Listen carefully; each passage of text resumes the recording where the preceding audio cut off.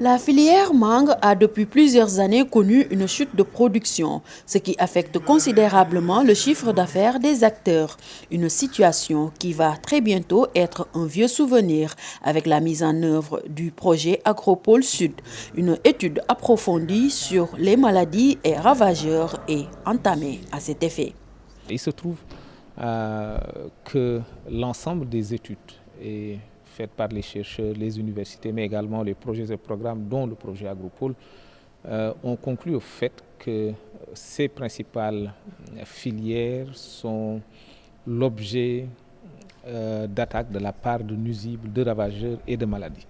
C'est pourquoi nous avons tenu à organiser ce séminaire. Il fallait un temps de maturation du projet, travailler sur certains indicateurs et nous avons pensé que c'était un moment propice en relation avec l'université Assane Seck de Ziguinchor d'organiser cet atelier qui est un atelier qui n'est même pas national mais qui est un atelier peut-être sous-régional avec la participation d'un éminent professeur de la Côte d'Ivoire qui représente le REDA, mais également de la FAO, qui nous ont permis en fait de revenir un peu sur la genèse de ces maladies, sur l'identification des différents ravageurs, sur les méthodes de lutte à mettre en place et à développer pour que on sorte de cette situation et qu'on puisse assurer, comme indiqué par le chef de l'État, la disponibilité des matières premières pour les agropoles.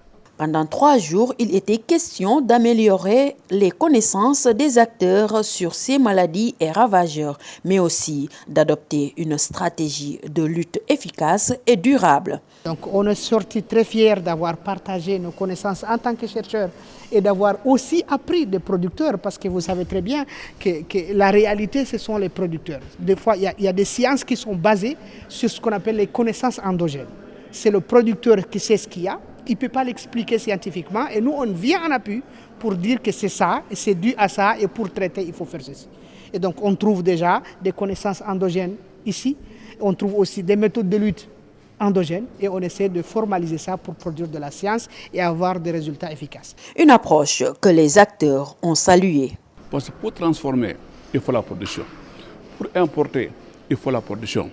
Donc, je pense que l'accent doit être mis dans la production. Et heureusement, l'Agropole qui a compris, avec la mise sur pied de nouveaux vergers, à travers toute la casemance naturelle. Afin d'augmenter la productivité et la production de mangue, d'anacarde et de maïs, ainsi que le volume de produits transformés, le gouvernement du Sénégal, en plus de lutter contre les maladies et ravageurs de ces filières, prévoit la réalisation de nouvelles plantations de manguiers, d'anacardiers, production de semences de maïs.